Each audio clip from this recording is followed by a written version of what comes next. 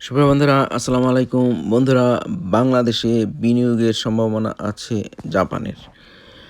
আর সেটা আটকে দেওয়ার জন্য নরেন্দ্র মোদী সরকার তাদের দেশের লেখকদেরকে লাগিয়ে দিয়েছেন বাংলাদেশের বিরুদ্ধে লেখার জন্য। আর তারা সেই লেখাটা লিখেছেন জাপানের টাইমস পত্রিকায়। যেটা একটা ইংরেজি পত্রিকা। সেখানে বাংলাদেশ বিরোধী বিভিন্ন প্রপাগান্ডা করেছে ভারতেরই এক লেখক যার নাম ব্রাহ্ম চালানিয়া।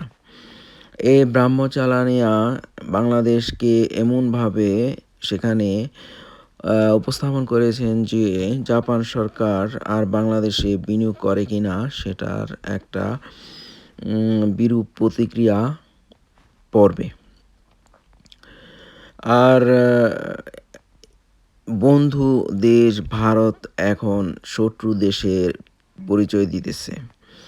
বন্ধু দেশ ভারত যেটা আওয়ামী লীগ আমলে ছিল, সেটা এখন আর নেই।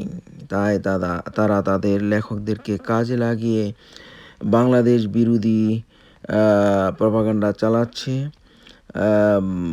যে সমস্ত দেশ বাংলাদেশে বিনিয়োগ করতে চায় সে সমস্ত দেশের পত্রিকাগুলিতে তারা সেটা ছাপিয়ে বাংলাদেশের বিনিয়োগ বন্ধ করতে চাচ্ছে।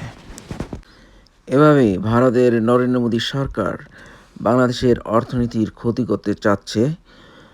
তারা যেমনটি ভারতের বাঙালিদের ক্ষতি করার জন্য উঠে পড়ে লেগেছে, তেমনটি বাংলাদেশের অর্থনীতিরও ক্ষতি করতে চাচ্ছে।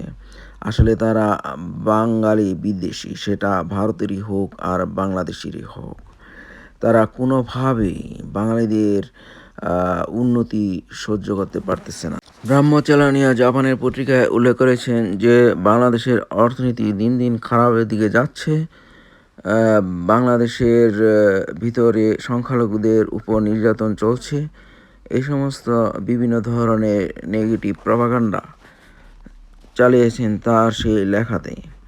বাংলাদেশের অর্থনীতি খারাপ হলো কিভাবে? বাংলাদেশের ভিতরে রেমিটেন্স আসছে গত এক বছরে $30 বিলিয়ন বেশি। আর এক্সপোর্ট, গার্মেন্টসের এক্সপোর্ট তো $60 বিলিয়ন কম হয়নি। তাহলে বাংলাদেশের অর্থনীতি খারাপ হবে কি? গত এক বছরে বাংলাদেশের সংখ্যালঘুদের উপর নির্যাতন একেবারেই নাই বললেই চলে। আওয়ামী লীগ আমলে সেটা হয়েছে। ভারতের বন্ধু যারা আওয়ামী লীগ, তারাই বাংলাদেশের সংখ্যালঘুদের উপর নির্যাতন সবচেয়ে বেশি করেছিল। এখন সেটা বন্ধ রয়েছে। ব্রাহ্মচালানির চিন্তা করা উচিত যে ভারতের ভিতরেই ভারতের সংখ্যালঘু মুসলমানদের উপর যে নির্যাতন হচ্ছে সেটা পৃথিবীর অন্য কোনো রাষ্ট্রে হচ্ছে না, এমনকি হায় হুদিদের দেশেও না। তো বন্ধুরা, ভারতকে কখনোই বন্ধু রাষ্ট্র হিসাবে গ্রহণ করা যাবে না, এটা প্রমাণ হয়ে গেল। আপনারা সবাই ভালো থাকুন এই প্রত্যাশায়। আল্লাহ হাফেজ। আসসালামু আলাইকুম ওয়া রাহমাতুল্লাহ।